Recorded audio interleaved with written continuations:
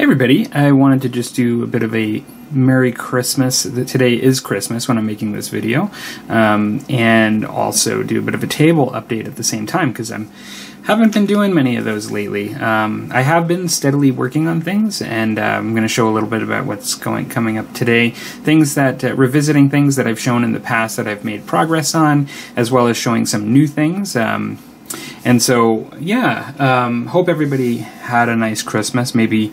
Maybe you are excited about some things that you got for the hobby. I'll mention it now since I'm talking about Christmas, but like on the Musty Wargamers show this week, one thing I purchased for myself pre-Christmas was, let's see if I can get that Xenos Rampant. And this is a nice sort of hefty book, not overly big, but actually just right. Not too small, not too big. If you actually look at, I have it right here because I played Dragon Rampant with fantasy miniatures not that long ago, and it's the blue books, right? So it's sort of thin like this.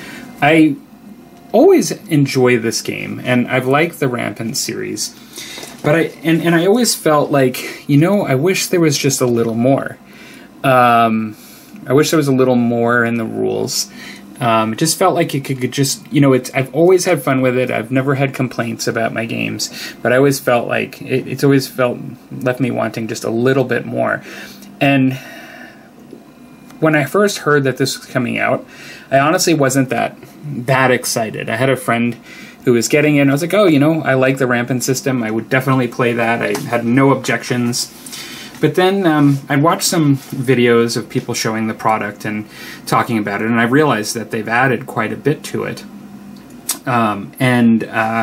It seems like what they added was just right. It really needed just a little bit more, and it looks like a really great game. I'm really looking forward to it.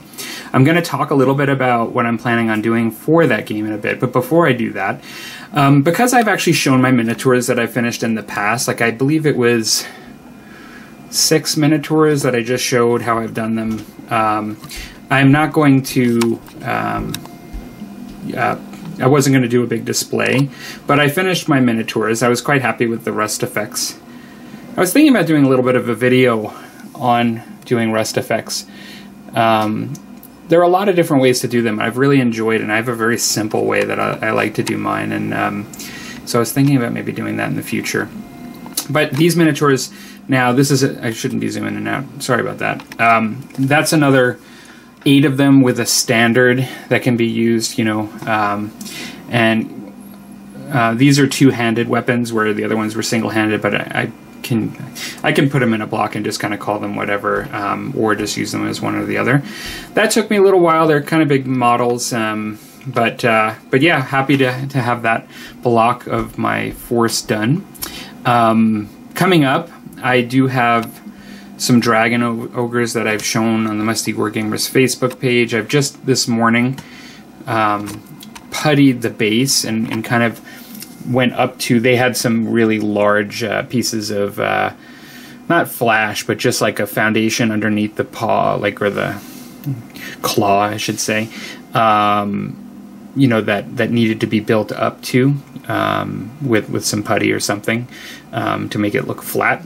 On one of these, I did have a non-damaged hand with an axe just like these, but I had one that was damaged, and I decided, since I had one that was damaged, to just keep in storage my proper axe arm, and because these are actually expensive miniatures, and I definitely would, in case I ever wanted to use him as a prop, just like the way he was intended, I kept it. But I made this this mace with my 3D printer, and so I just have one that just looks a little bit different than the others in that way. And then I also made a shield that I'm going to put on this guy here, just to sort of mix these guys up a little bit. They still look like the same pose. They still are like an older style ranked group of models, but these are going to be used as 3 Dragon Ogres for my 6th edition Warhammer Fantasy, and I'm really excited because you know, I don't like to slag on models and stuff too often, but I was never really a big fan of the Dragon Ogre models, typically in Games Workshop.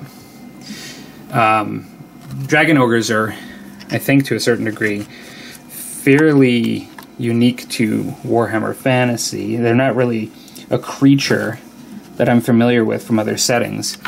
But after the first one, which is this one that they made, I've never been really a fan of them. And I think part of it is they always seemed a little more ogre than dragon. And even though they would have the dragon body, they basically were an ogre from the waist up and looked totally just like an ogre, which always looked a little out of place to me, just my own personal aesthetic preferences, where, one, this is a beautiful model. Like, if you look at just the body of this guy, it's just so organic, you know, it's great looking dragon. But then, two, it's still a little more dragon, a little more reptilian, sinister looking than just pure ogre.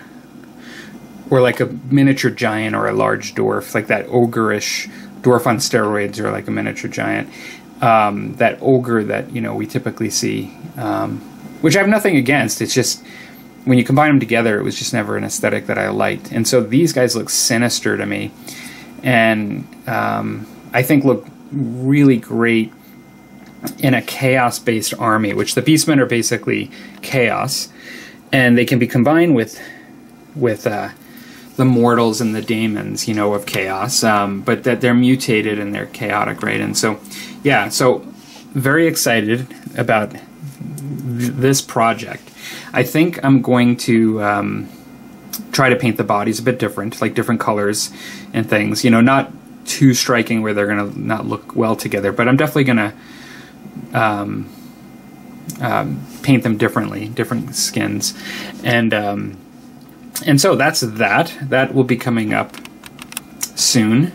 I'd say next, but I'm already on to my next thing. So after the miniatures, I'm working on things that I've had on my desk for a while, and just needing to get paint on things just to get started, and the motivation. I think I was watching something recently, and it had nothing to do with painting, but it had to do with somebody that does a lot of projects in their shop.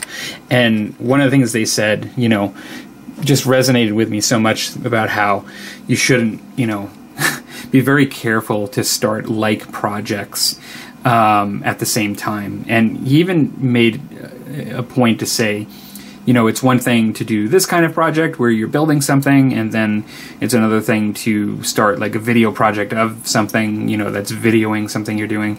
But you shouldn't start a building project in the middle of another building project.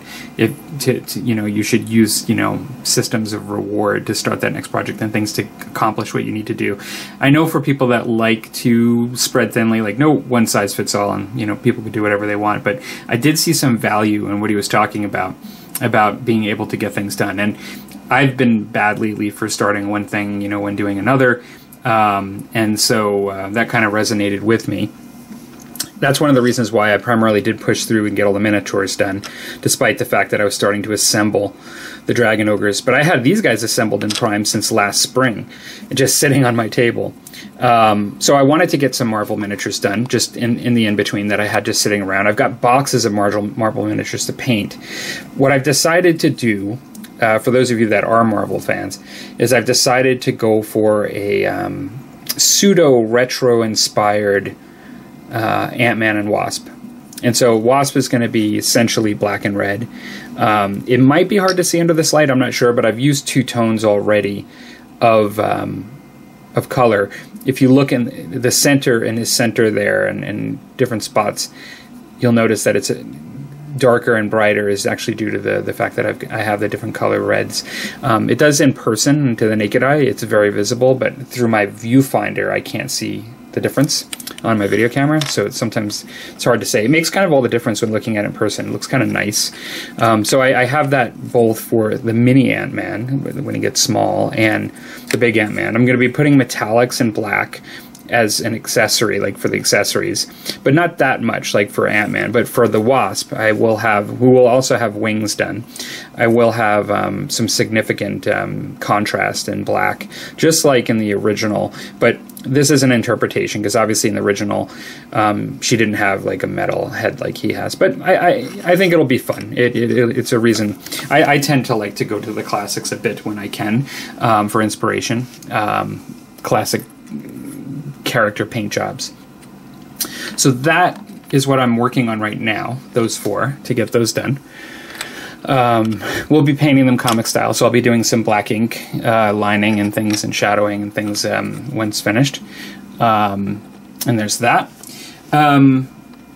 For the Xenos Rampant, I have stuff I can play right away with, lots of stuff for that game. And I do find sometimes when getting a new set of rules, it's a reason to get excited about a painting project.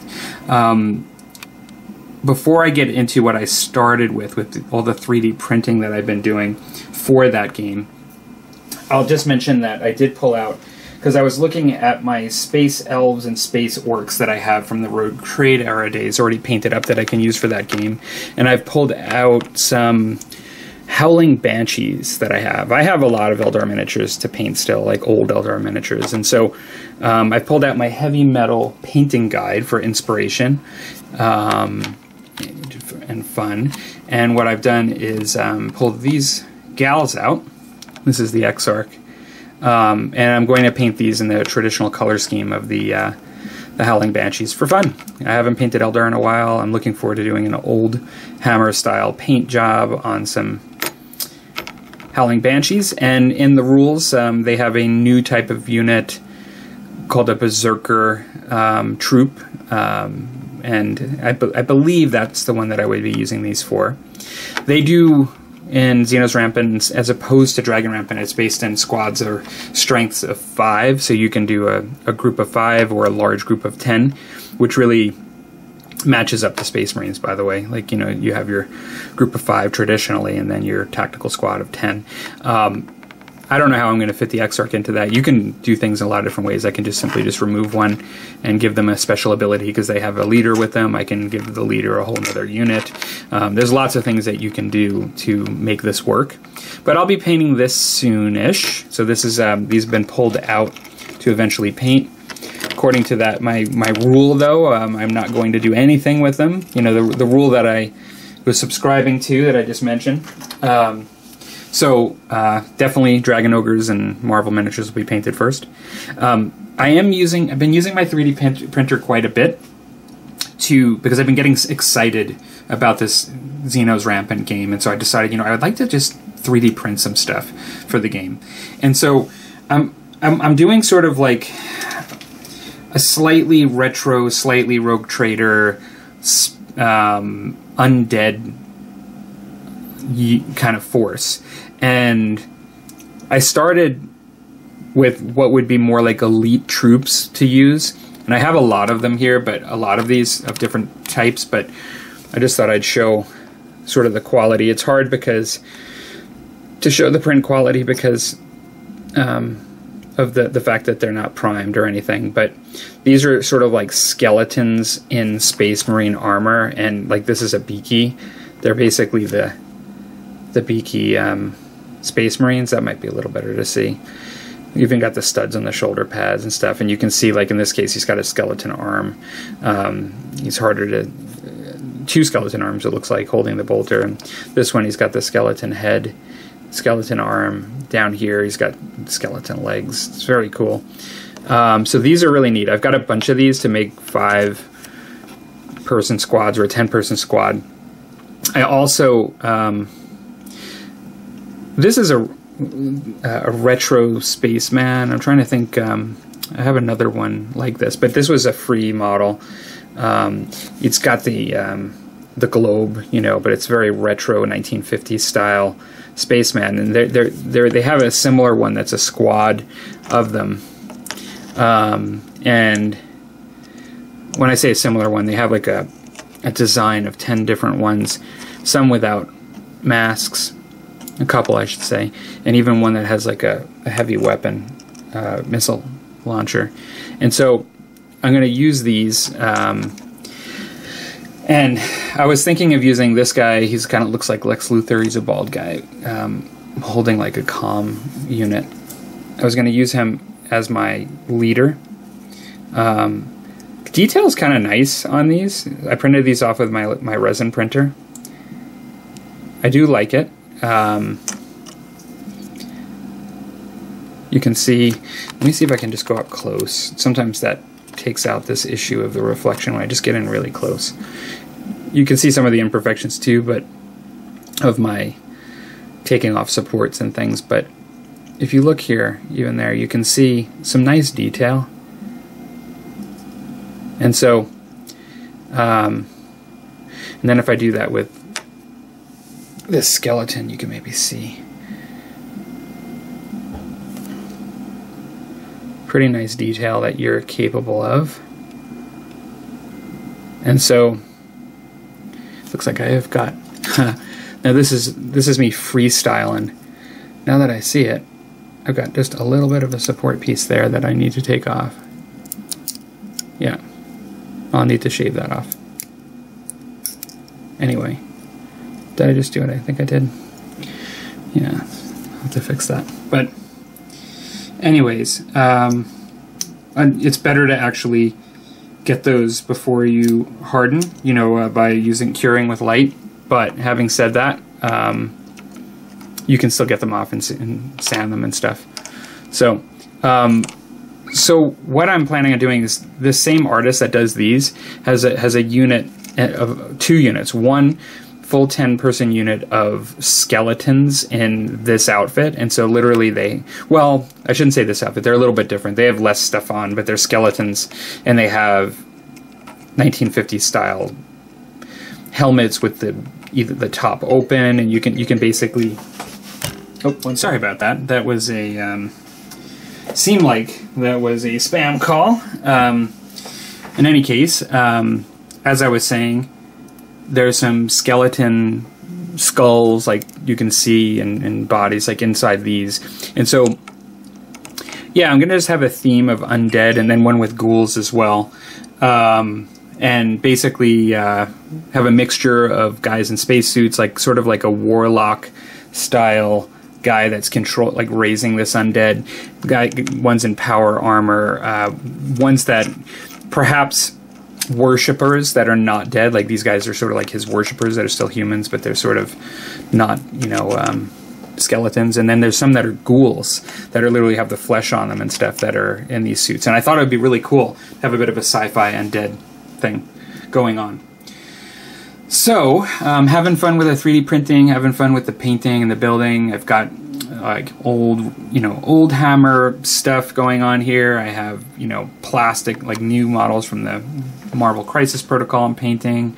Stuff I'm 3D printing, you know, resin. I've got pretty much everything going on right now, dabbling in all kinds of stuff. But like I mentioned, I'm going to try to zero in and just finish a couple things before I move on any further.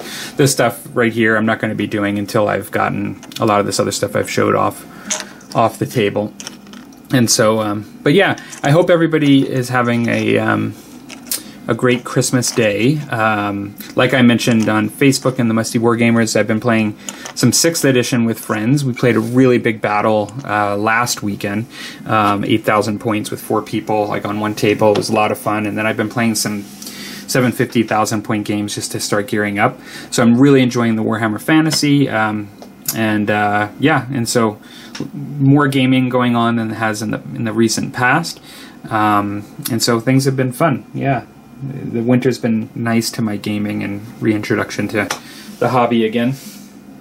Hope everybody's doing well, and if I don't talk to you before then, Happy New Year's as well, and take care.